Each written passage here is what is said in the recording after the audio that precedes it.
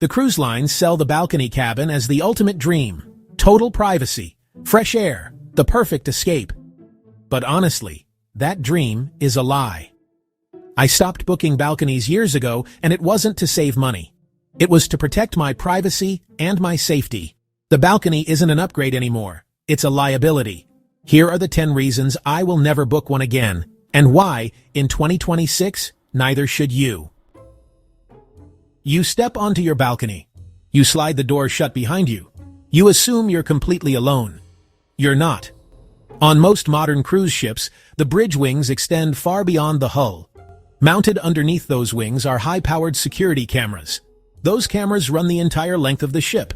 They are designed to see everything along the exterior. Officers call this situational awareness. What it really means is full visual coverage of every balcony. If you're sunbathing, changing clothes, or doing something private, there is a real possibility someone on the bridge can see you clearly. This isn't a private terrace anymore. It's a monitored exterior deck. Balcony dividers look solid. They feel private. Acoustically, they do almost nothing. The curved steel structure of the ship reflects sound. It carries voices along the hull like a megaphone.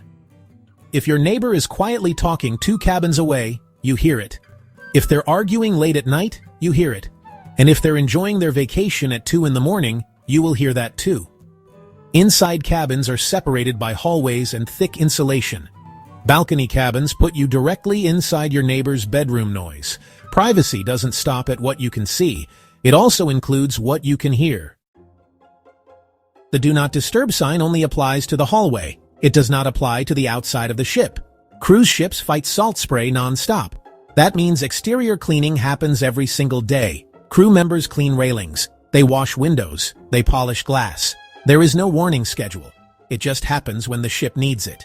You wake up early, you open the curtains, you step toward the balcony, and suddenly you're face to face with a crew member, standing on a platform, wearing a safety harness.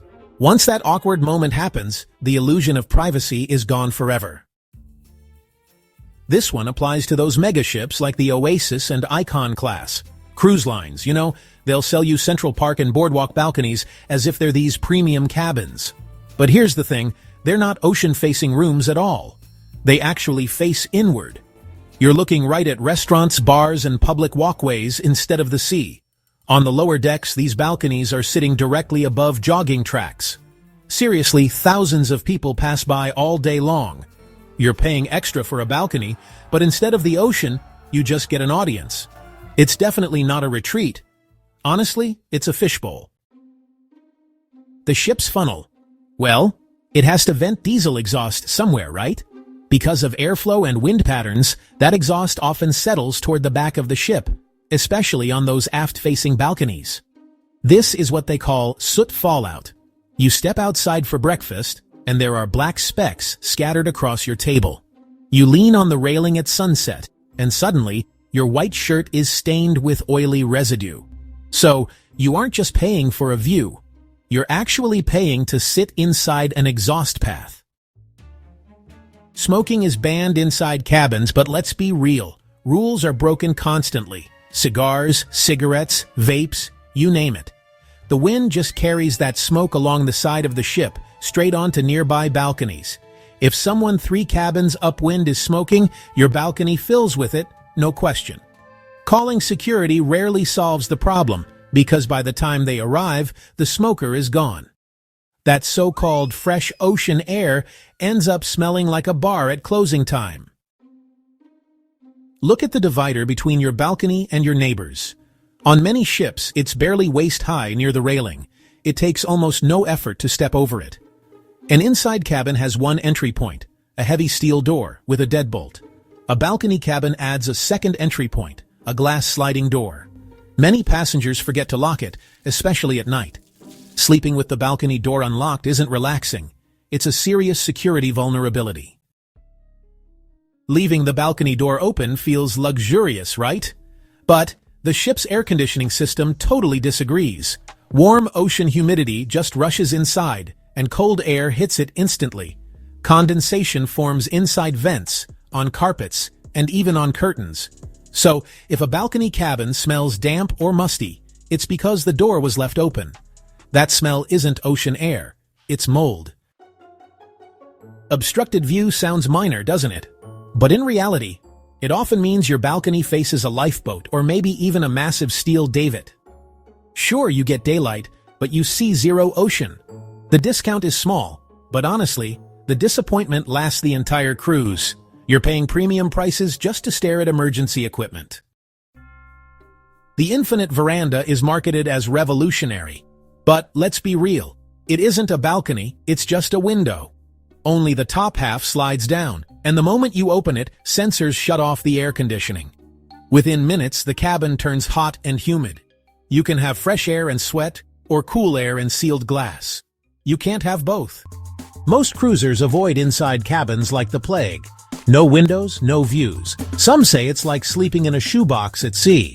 So why do I keep booking them over and over again? Well, after more than 30 cruises and thousands of dollars saved, I can tell you this: inside cabins are one of the most underrated travel hacks in cruising.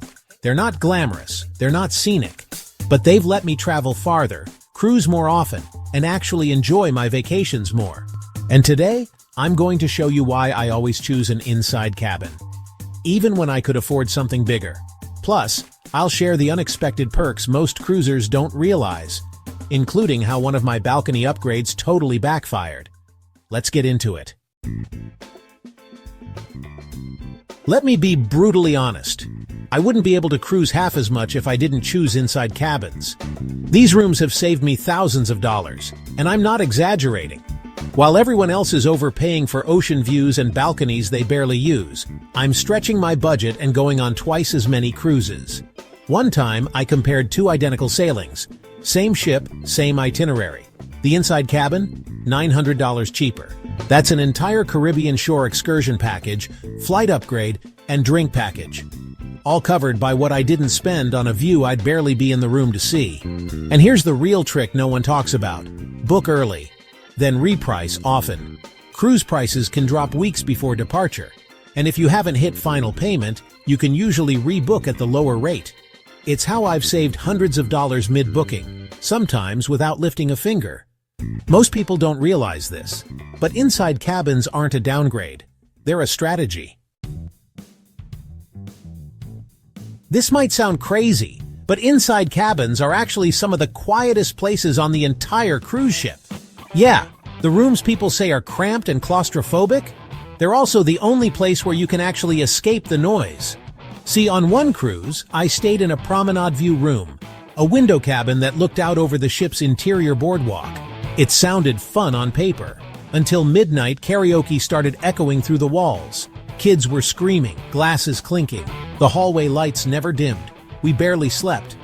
But the next cruise, I went back to my trusty inside cabin. No windows, no noise, no distractions, just pure silence and the darkest sleep I've had in years. And here's the trick. If you book an inside room that's sandwiched between other cabins, away from the theater, elevators, or nightclubs, it becomes your own personal sleep sanctuary. No footsteps above you, no bass thumping from the nightclub, just you, your pillow, and blackout-level silence. I didn't realize how much I valued peace until I finally got it. This might be the biggest surprise of all. Inside cabins, the cheapest rooms on the ship, actually give you the best sleep you'll ever have on vacation. No balcony, no window, no sunlight, and that's exactly why they work. One cruise, I stayed in a balcony cabin facing the ocean. Gorgeous view.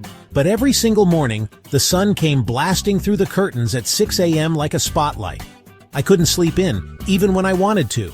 The next cruise, I went back to my usual inside cabin, and it was a total game changer. I slept 9 hours straight. No alarms, no light leaks, no interruptions, just pure, uninterrupted blackout. And here's the thing most people don't realize. It doesn't matter if it's 3 p.m. or 3 a.m. In an inside cabin, your body thinks it's midnight. That means instant naps, deeper sleep, and more energy for your actual vacation. On port-heavy cruises, when you're waking up early and walking 10,000 steps a day, that kind of rest is everything. You didn't come on vacation to wake up tired. You came to feel amazing. And ironically, the room that helps you do that is the one most people overlook. You might think an inside cabin is cramped, awkward, and barely livable. But here's the truth. These rooms are way more functional than people give them credit for. And in some cases, they actually work better than bigger cabins. Let me explain. On one of my first cruises, I was nervous about booking an inside room. I imagined bumping into furniture, nowhere to put my things, no space to move. Basically sleeping in a closet at sea. But when I walked in, I was shocked. Everything had a place. The closet was full-sized. The bed was huge. Even the nightstands had drawers. The vanity doubled as a desk, and there was hidden shelving I didn't even notice at first. It was like being in a tiny, perfectly engineered spaceship. Compact but efficient, and way more comfortable than I expected. And here's what no one tells you. Cruise lines know these rooms are small, so they've designed them down to the centimeter. You're not just getting a cheaper cabin, you're getting a space that's been optimized for actual travelers. So unless you're planning to stay in your cabin all day, which, let's be honest, you won't feel like you're missing anything. In fact, you might start wondering, why were you paying more for space you never used? Let's be honest. Have you ever bought something expensive and then felt like you had to force yourself to use it just to feel like it was worth it? That's exactly what happened when I booked my first suite on a cruise. The room was gorgeous, massive balcony, comfy couch, even extra perks like a priority check-in. But halfway through the cruise, something weird happened. I started stressing about whether I was using it enough. Should I be relaxing more in the room? Should I skip this show and enjoy the balcony? Should I stay in and get my money's worth? Suddenly, I wasn't thinking about what I wanted to do. I was thinking about what I should do to justify the price. Now compare that to cruising in an inside cabin. I sleep, I shower, I leave. That's it. And because I'm not paying for luxury, I don't feel obligated to use it. No guilt, no pressure, no second-guessing my fun. I can spend my days exactly how I want, from sunrise at the buffet to late-night karaoke, without once thinking, should I be in my room right now? Sometimes, the best value isn't what gives you more. It's what gives you the freedom to enjoy everything else. What if I told you some inside cabins actually have a view, even though there's no window at all? I didn't believe it at first either, but it's real, and it's kinda genius. On some of Royal Caribbean's newer ships, you can book an inside cabin with something called a virtual balcony, a massive floor-to-ceiling screen that shows you the exact live view from outside the ship. Waves rolling, sunrises, even port arrivals, all in real time. The first time I stayed in one, I walked in and thought, wait, am I in the wrong room? Because it actually felt like a balcony cabin, even though I was paying inside cabin prices. And Norwegian? They've gone a step further. They now have solo cabins with built-in virtual windows just for one-person stays, and they're surprisingly cozy. Now, does it feel exactly like having a real balcony? Of course not. You can't step out, smell the ocean, or hear the wind, but it gives you the illusion of space, and sometimes that's all you need to feel a little less boxed in. It's kind of like cruise ship magic, using tech to make a small room feel big. And if you've ever worried about feeling claustrophobic in an inside cabin, this just might be the feature that changes your mind. Let me tell you about the time I upgraded to a balcony cabin and instantly regretted it. We were cruising around Iceland. Glaciers, fjords, absolutely breathtaking. I figured, you know what? I deserve this. So I paid an extra $300 for a balcony cabin, thinking I'd spend every morning sipping coffee with a view. But the moment we set sail, I realized I had made a mistake. Our neighbors? Let's just say they didn't care about the no-smoking policy, or the fact that marijuana is banned on board. They were lighting up on the balcony, constantly. Every time I stepped outside to enjoy the view, it hit me like a wall. Not ocean breeze, not fresh air, smoke, all day. We reported it. The cruise line handled it professionally, but for those first few days, my expensive upgrade, completely wasted. And that's when it hit me. Inside cabins don't have this problem.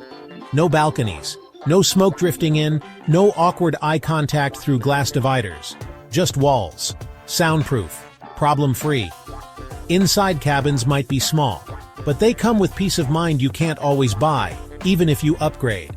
And if you think that's the only hidden downside of balcony cabins, wait until you hear this next one. All right, now that you've seen the perks, let's talk about you. Because the real question isn't whether inside cabins are good. It's whether they're right for your cruise. So let me break it down.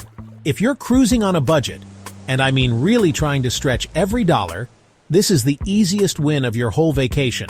Skip the balcony, book the inside cabin, and use that extra cash for excursions, drinks, or even another cruise. If your itinerary is port-intensive, where you're off the ship nearly every day, why pay more for a view you won't be there to enjoy? Now, flip that. If you're sailing through Alaska, Iceland, or Norway, the kind of destinations where the view is the experience, then yes, a balcony might actually be worth it. Waking up to glaciers and fjords, that's once-in-a-lifetime stuff. And here's a big one. If you're the type of traveler who values slow mornings, private downtime, room service in robes, you might genuinely enjoy the space and vibe of a balcony or suite. But if you're like me, the kind of cruiser who wants to explore every deck, hit every show, and squeeze every ounce of adventure out of the trip, then you don't need a balcony. You need a charging station, a shower, and a place to crash. That's it. You don't need your cabin to be a destination, because the ship and the journey already is. And if that sounds like you, then an inside cabin just makes sense. That's why I almost always stay in an inside cabin. And maybe you should too. Let me know in the comments, what kind of cabin do you usually book and why? And if you enjoyed this video, don't forget to like, subscribe, and tap the bell, so you never miss a new tip from Cruise Blog. Thanks for watching, and happy cruising. The balcony cabin is a status symbol, not a necessity. You pay more, but you get less privacy, more noise, and honestly, more problems. Save the money. Book an inside cabin, sleep in complete darkness, and spend that money on experiences that really matter. Excursions, upgrades, your next trip. Don't pay for the hype. Pay for the experience. I'll see you in the next video.